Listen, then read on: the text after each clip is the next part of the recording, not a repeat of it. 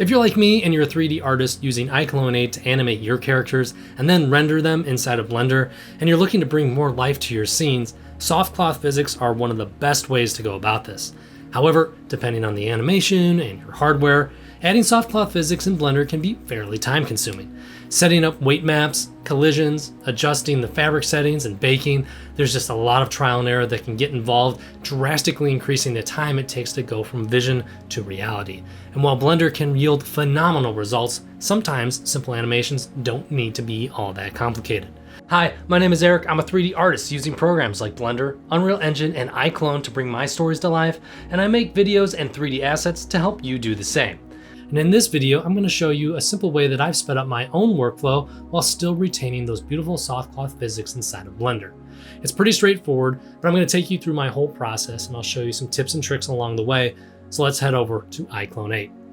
Now at the outset, I will say that I've come to use this technique a lot, but it isn't the end all be all. There are scenarios where you're going to need more advanced soft cloth physics to get optimal results. And that really comes down to the difference between how soft cloth physics are baked inside of Blender and then how they're baked inside of iClone.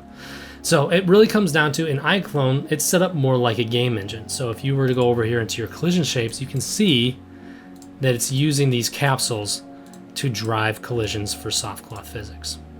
Now inside of Blender, what you could do is you could essentially assign the pants mesh as a collision shape. And so you're going to get a far more accurate and detailed interaction between the cloth and the pants, but it comes at some additional time and intensity on your computer. So for simple animations, this is a pretty straightforward way to go about it inside of iClone. So we're gonna take our character. This is the Advanced Assassin female character that I created and made available on the Reallusion Content Store and Marketplace. And like many of my characters, it's already set up with soft cloth physics because I love soft cloth physics and I love them on my characters. And so if we were to double click on the tails, and we're going to go into our cloth settings over here, or physics settings, I should say, you'll see that it already has its weight map applied to it. And the cloth, I believe I've set it linen. The other thing that I've done here is I've also, in Character Creator 4, I'd set it up with the wind modifier as well. So let's add an animation onto our character. And this is coming from the Lady Agent pack that's made by Reallusion and available on their store as well. But it's a pretty simple animation. It's just our character walking forward, doing a quick dodge, and then stopping. And what we can see here is that based on the wind physics, the tails continue to blow in the wind after she stops. So that's actually something pretty interesting because, say, inside of Blender, if you were to try to do a similar effect, you're going to need to set up a wind force, and then you're going to kind of guess and check at how strong that force needs to be, and then you're going to have to bake and then see how it looks, and then bake again and see how it looks till you get what you want. And so here, obviously, very simple. We set up the wind on there and it's good to go. The other thing I will show you right now is you can see that as we play the timeline, the soft cloth physics play, but then if we were to scrub back, they kind of attach back to the armature. And so that's pretty interesting, but that's something we're going to need to adjust for before we send out our character.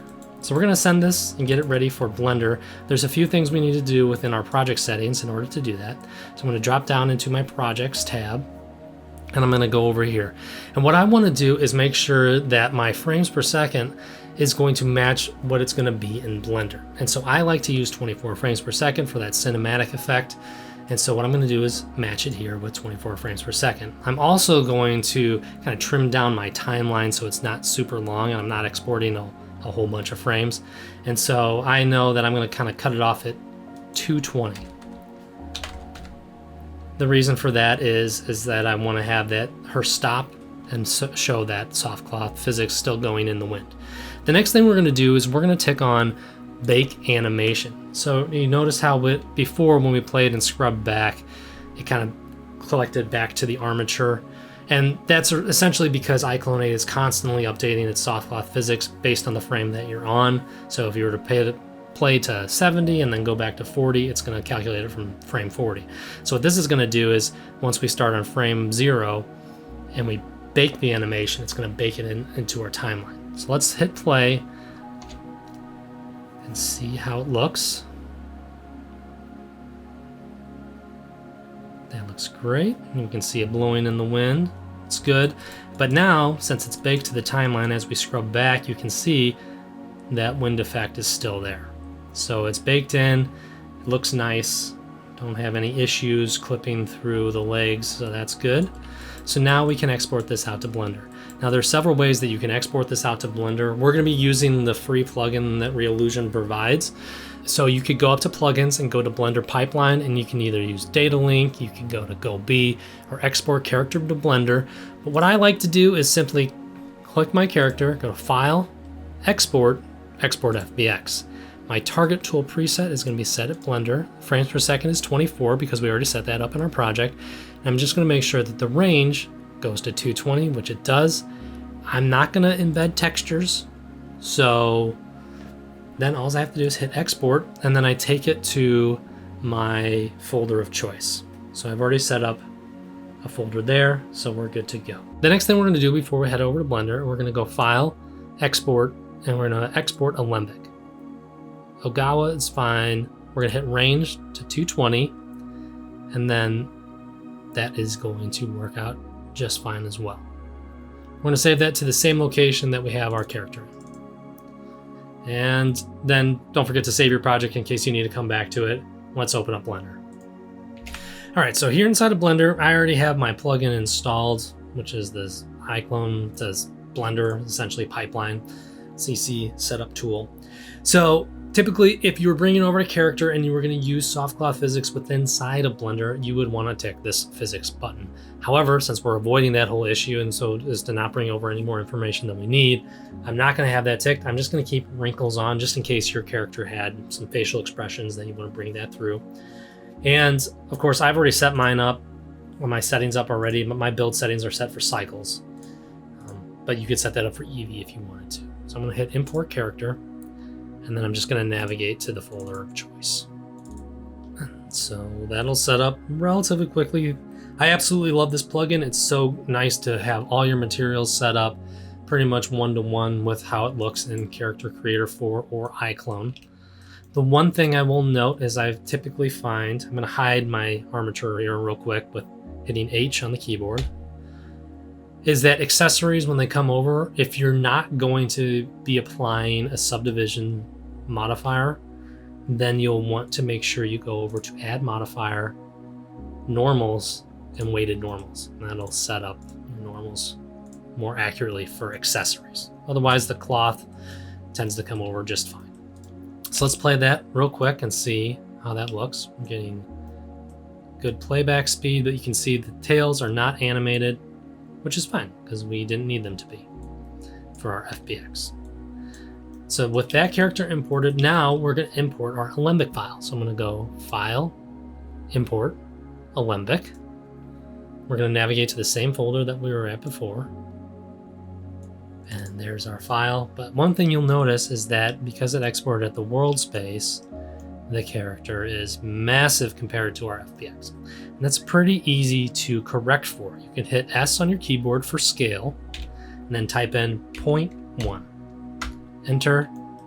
You can still see that it is still a little bit larger than what we need it to be. So scale again, S, 0.1, enter, and now it's a perfect match.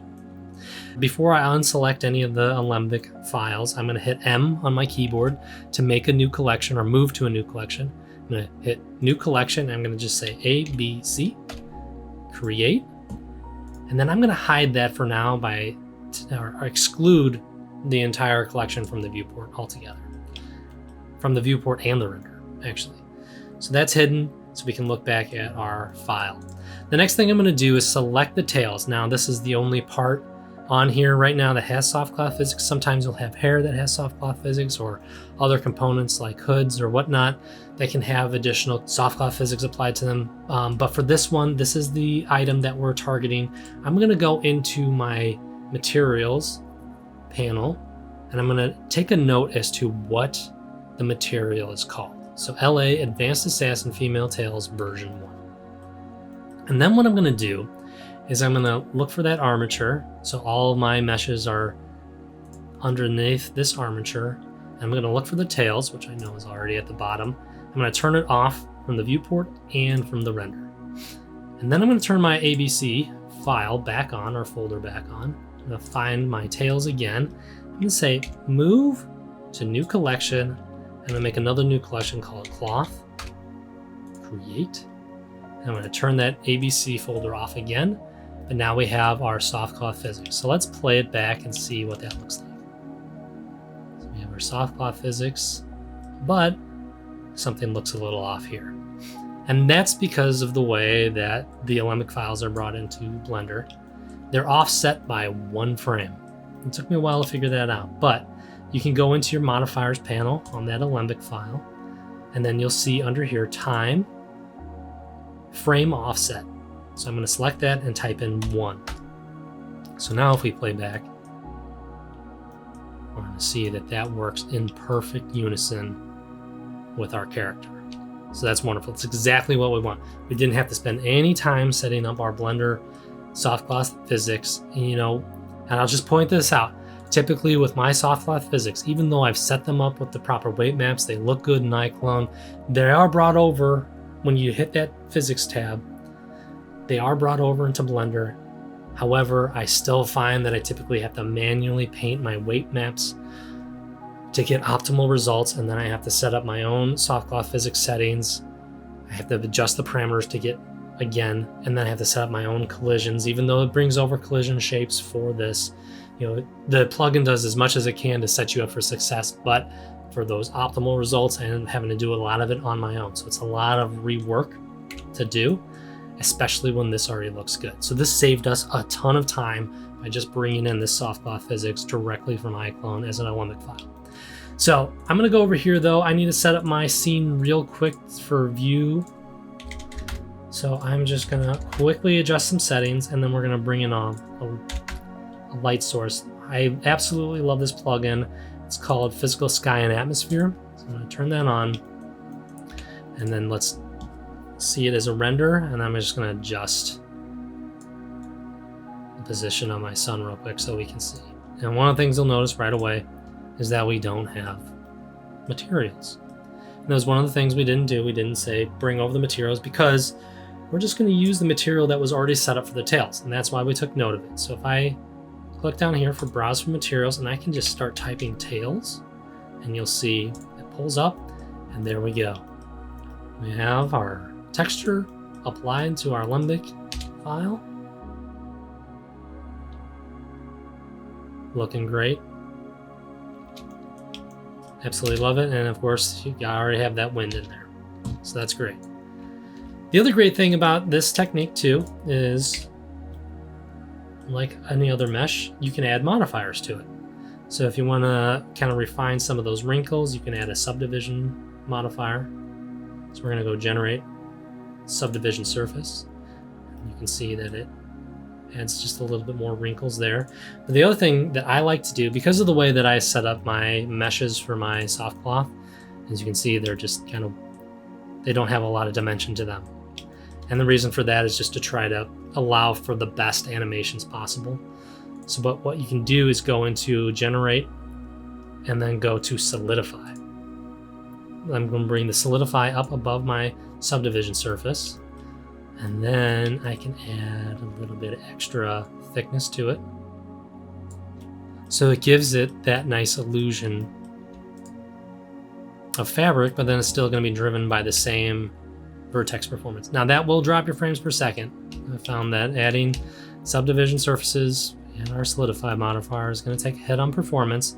So that's something that you probably want to do right before you go ahead and hit render. But it's a great way to add some additional realism and detail into those soft cloth physics. Another great thing, and I will point this out because it's a handy tool. I don't see it kind of promoted a lot, but I found it useful. I'm going to take off my solidify and my subdivision surface modifier real quick. So we're back to our basics. There is a plugin called Cloth to Keys. I'll look it up real quick. And essentially what it is, it's a cloth to shape keys, which allows you to adjust for any errors that you might get when doing soft cloth physics. So this could be if you were still using Blender's soft cloth physics and you've baked it out to Alembic, or you know, it could be working with something from Marvelous Designer or like we did with iClone 8. What's great about it is that it's going to allow you to adjust. So if you did have any mesh penetration that's minimal that you wanted to adjust for in just a couple of frames, you could certainly do that. And I'll just show you real quick what it looks like. So we're gonna select our cloth, and I'm gonna hit method 1 and say convert to shape keys. Okay.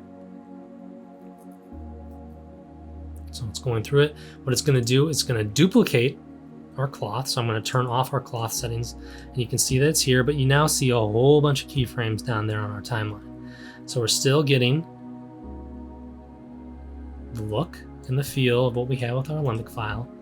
The only difference being that if we go over to, say, a frame, let's see, does the hand ever clip through the cloth? Let's see if it does here. Okay, so like here's an instance where we can see our hand kind of clipping through our cloth. Here we can go into our shape data now, and you can see that this mesh has been set up with a whole bunch of shape keys. And as we go on the timeline, we'll be able to see where those shape keys turn on. So we're going to target something that's like around 80, and there it is. So at 80, it has shape key 81, value 1. And then if we were to go up a frame, 82 now has 1, shape key 81 has 0. So it's essentially just setting up each instance as a keyframe, which is really nice, because then what you can do is if you're selected on that keyframe, you can go into your sculpting method of choice. And then I like to use the cloth tools. So this grab cloth, increase my brush size a little bit with the keystroke F. And then I'm just going to go back here, make sure, yes, keyframe 81 is selected. So what I can do is then toggle that down. And then with the arrow key, I can go back a frame. And see, now we're still on shape key 81. We're not going to see anything happen. We're going to have to click on shape key 80. Now I believe that the author of the plugin actually has set up keystrokes or, you know, quick keys for the mouse as you see fit, but we're just going to do this manually real quick just for demonstration purposes. We'll go back another frame, 70. We're just again highlighting so that the hand doesn't push through, and you can see that here I go, not pressing the right buttons. This could help you adjust, you know, I would say for more minor errors. I wouldn't try to adjust for major errors. That's an opportunity to just go back and fix it, because you don't want to just be going keyframe by keyframe all the time. But it's definitely something that can kind of save you in a pinch if you already like how the animation's looking. You just need to do some fine-tune adjustments. That's a great way to do it. And so then as we kind of scrub through that timeline, we can see the hand's no longer clipping. So that's really nice. It's a really nice, handy plugin that you can work with. Otherwise, honestly, the way and how quickly our character was already moving, we probably didn't need to do that, because honestly, you know, it was moving so fast we wouldn't have seen that hand clipping through anyway. But that's just a great way to go about bringing in your soft cloth physics into Blender without going through that whole time-consuming process of setting up the Blender effects.